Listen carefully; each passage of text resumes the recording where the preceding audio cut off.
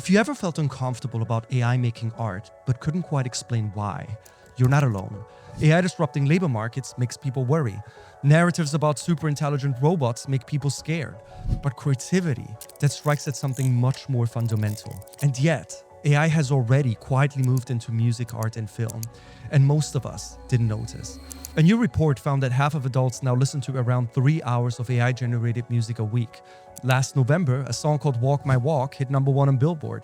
And as AI video becomes hyper-realistic, the doors to Hollywood are opening.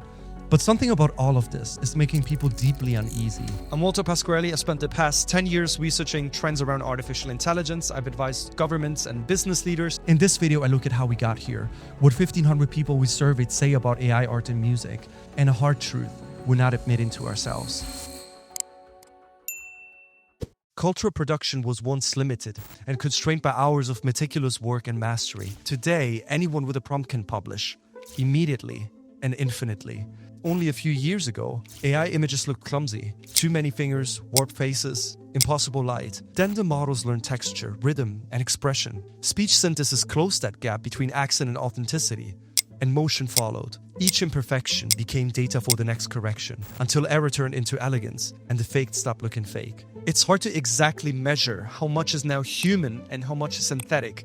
The difference has become impossible to tell. But some forecasts suggest that around 1/3 of all text on the active web already originates from machines. It's this avalanche of AI slop that gave rise to what some call the dead internet theory. The suspicion that much of what we see online isn't made for people at all. And yet what's most revealing isn't the technology, but it's people's reaction. I wanted to know how people feel about AI-generated arts and music, so I launched a survey of 1,500 respondents across the US and the UK. This is what we found. 4 in 10 said it was essential that culture be made by humans. Then we asked something harder. If AI-generated content felt more emotional or engaging, would it feel more meaningful? The answers were almost evenly divided. A fifth said yes, a little over half said no, nearly a quarter were unsure. But people's actual behavior tells a different story.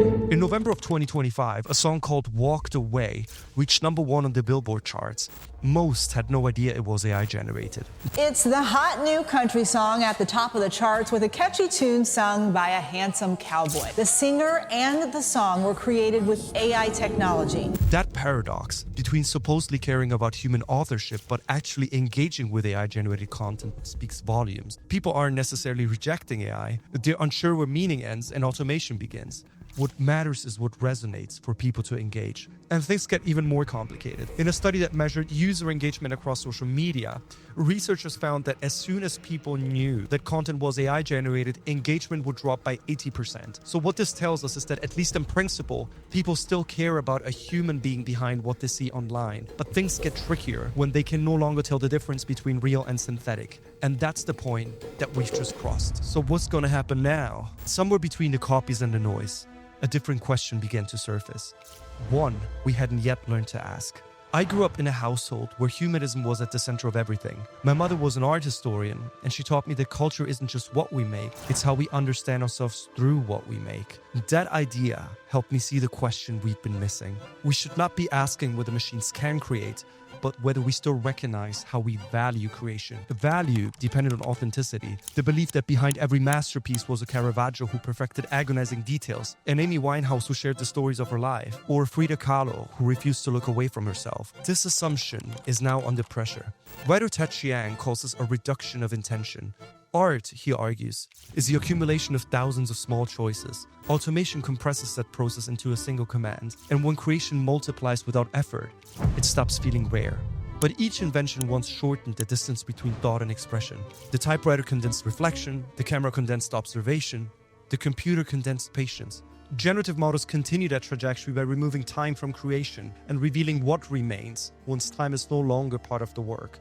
Perhaps we're not too different after all. Ask any artist what defines their work, and they'll tell you it's an alchemy of their memories, their childhood, their suffering, all recalled and remixed in the spirit of telling the story of their lives through their work. We too are one big model that mixes fragments of style and influence into something newly coherent. And it's in that similarity where the tragic difference lies. Our creations demand sacrifice and lived experience as a price. The machines inherit them for free.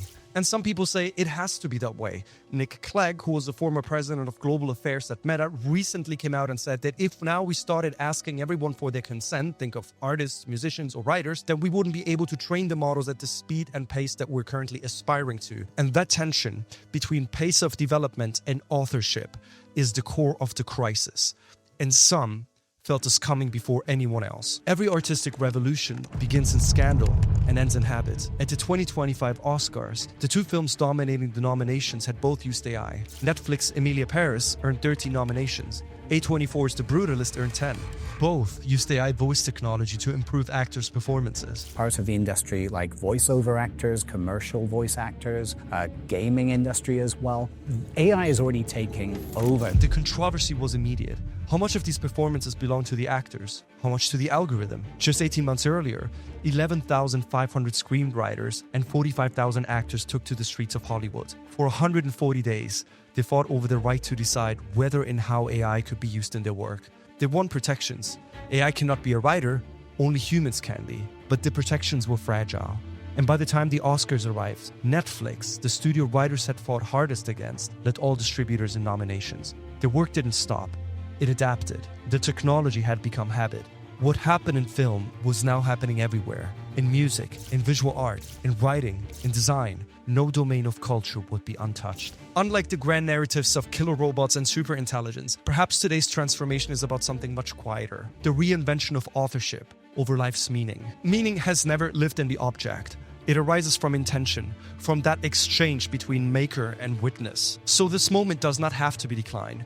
A transition. Every medium eventually reveals what humans alone contribute. Generative AI may yet teach discernment to decide what should remain human. The challenge isn't refusal, but interpretation. And our data suggests that instinct already exists. People are seeking a framework that keeps purpose alive within abundance. AI didn't devour culture out of malice. It satisfied a hunger that was already there, for creation without cost, connection without friction, and expression without effort. And perhaps the real question isn't whether AI can make art, but whether we still know what art is for.